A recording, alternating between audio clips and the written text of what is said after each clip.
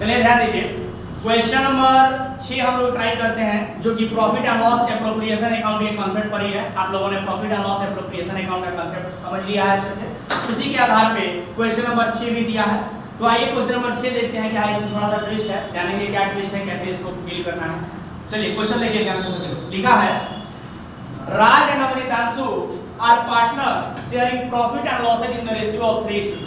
यानी राज और अमृतांशु जो है वो प्रॉफिट का बंटवारा करते हैं 3:2 के रेशियो में। किस रेशियो में करते हैं? 3:2 के रेशियो में करते हैं। आगे लिखा है, their capitals are 2 lakh and 1,60,000 respectively. यानी उनका पूंजी कितना है?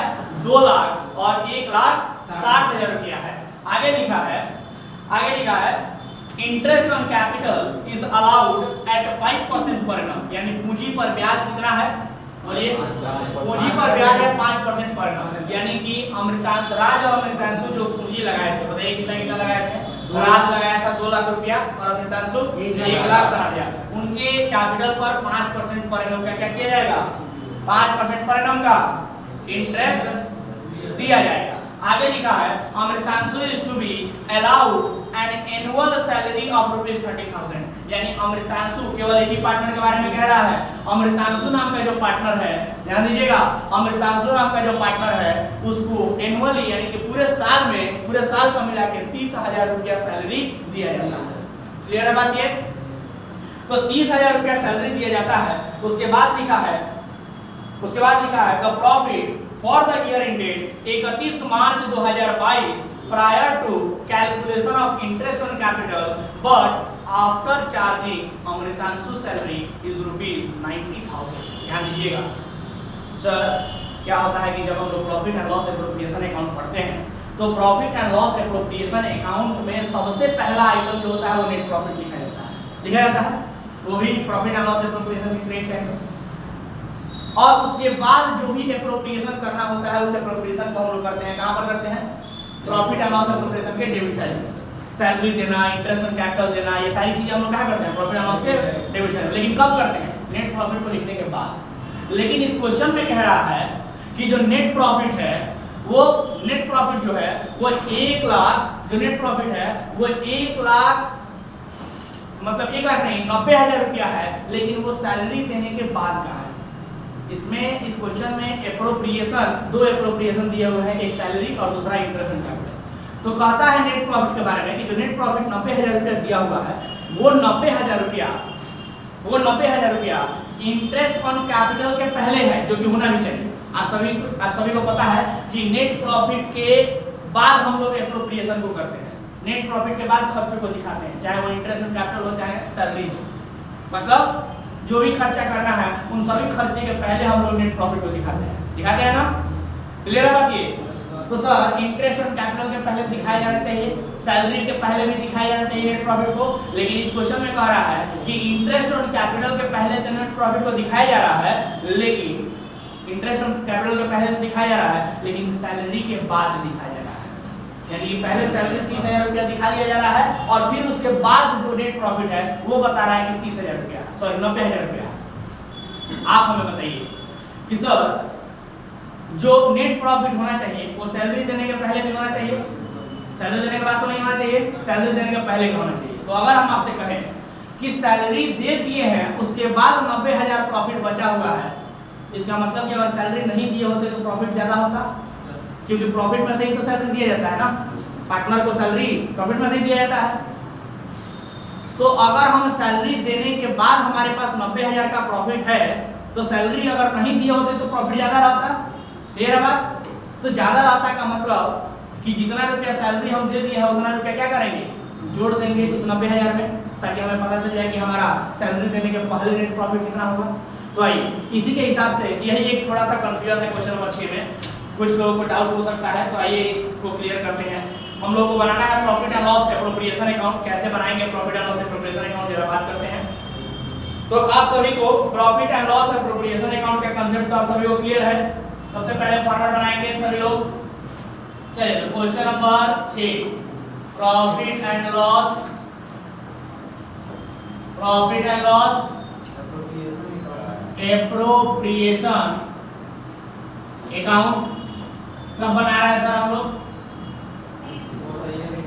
For the year ended 31 March 2022 for the year ended 31 मार्च 2022 इसको लिख लेंगे हम लोग। उसके बाद फॉर्मेट अच्छा सा बना लेंगे। फॉर्मेट बनाने में कोई तकलीफ किसी को? ये हमारा डेबिट साइड है और ये क्रेडिट साइड है। ये अमाउंट हो गया, ये पार्टिकुलर, फिर से ये अमाउंट और ये पार्टिकुलर। किसी को डाउट फॉर्मेट में? चलिए सबसे पहले हम लोग क्या लिखते हैं? By net profit.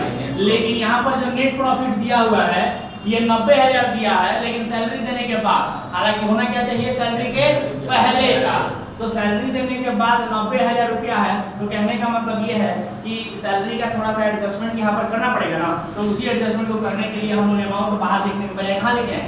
अंदर लिखे हैं, इनर कॉलम में लिखे हैं। और फिर इसमें क्या कर देंगे? ऐड कर देंगे सैलरी। किसको सैलरी दिए हैं?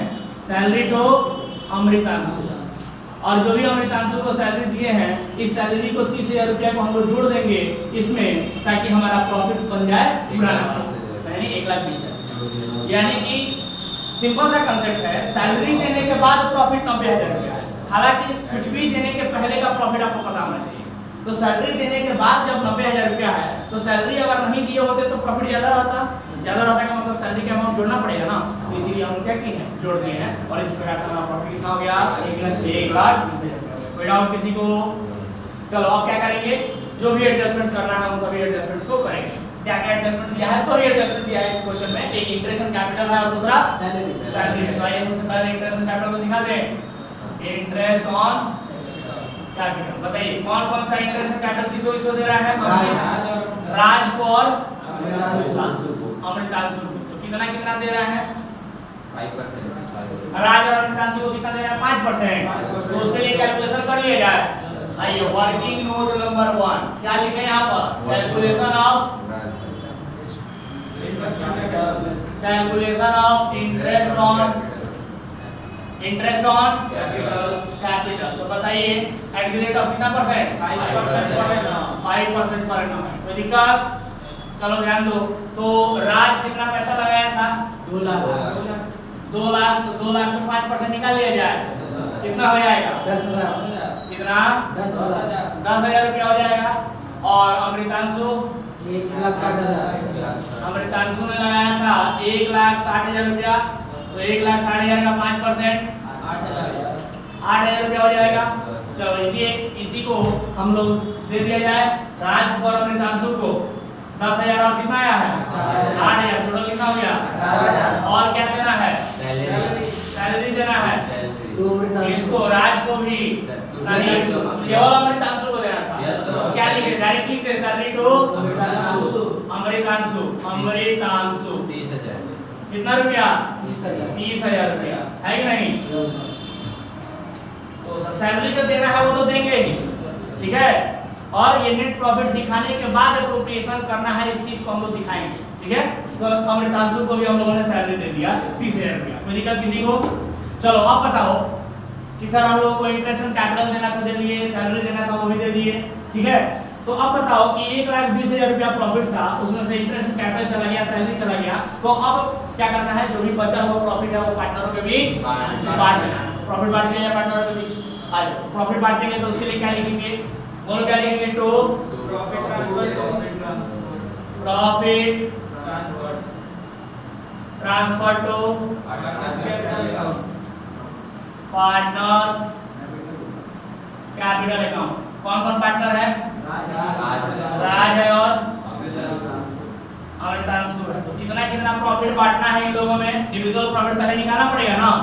और डिविजिबल प्रॉफिट उसके लिए वर्किंग नोट कर लिया जाए। वर्किंग नोट नंबर 2 क्या लिखेंगे?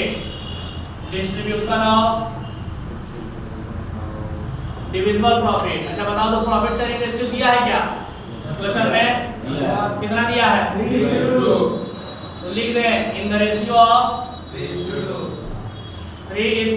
3:2 का मतलब 3 हिस्सा और 2 हिस्सा, टोटल मिला के पाँच 5 हिस्सा, और 5 हिस्सा में से 3 हिस्सा किसको मिलेगा? राज को, और 2 हिस्सा टोटल मिला के 5 हिस्सा, तो 3/5 लिख दे और 2/5। कोई दिक्कत किसी को? चलो बताओ, राज शेयर, चलो शेयर निकालने के पहले तो डिविजिबल प्रॉफिट निकालना पड़ेगा ना। डिविजिबल प्रॉफिट कितना है? तो देखो, डिविजिबल प्रॉफिट बराबर टोटल प्रॉफिट हमारे पास कितना था? टोटल प्रॉफिट 1,20,000 था, तो उसमें से माइनस हो गया कितना रुपया? 18,000 और 30,000 माइनस हो गया, तो 18,000 और 30,000 रुपया को माइनस कर देंगे। इन दोनों को जोड़ के 1,20,000 में से माइनस कर दीजिए, तो कितना बचा? 1,20,000 माइनस, ये कितना हुआ? 48,000, तो बचा कितना? 72,000, 72,000। ठीक है, तो अब बताओ इसमें राज का शेयर कितना होगा? राज शेयर बराबर 72,000 का, बोलो 3/5, और अमृतांशु का शेयर कितना हो जाएगा? अमृतांशु शेयर बराबर 72,000 का 2/5 कितना होगा? जल्दी घटाओ, 5 से ये कटेगा एक बार में, फिर यहाँ 2 बचेगा 22, 5 हो गए 20, 2 बचा 20, 5 हो गए 20, हो गया क्या? तो यहाँ पर डबल जीरो आ जाएगा। ठीक है, यानी 14,400 × 3 करेंगे तो 14,42 और 43,200 रुपया आ जाएगा। ठीक है सर, और ऐसे ही 14,400 में ये भी कटेगा 14,400 × 2 करेंगे तो कितना होगा? 28,800 रुपया। ठीक है, चलो तो 43,200 दे दें। ये टोटल कितना आया था? 72,000 रुपया। राज का शेयर कितना आया?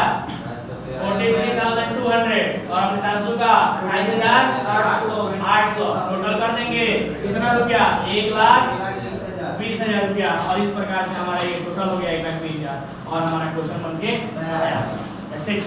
कोई दिक्कत?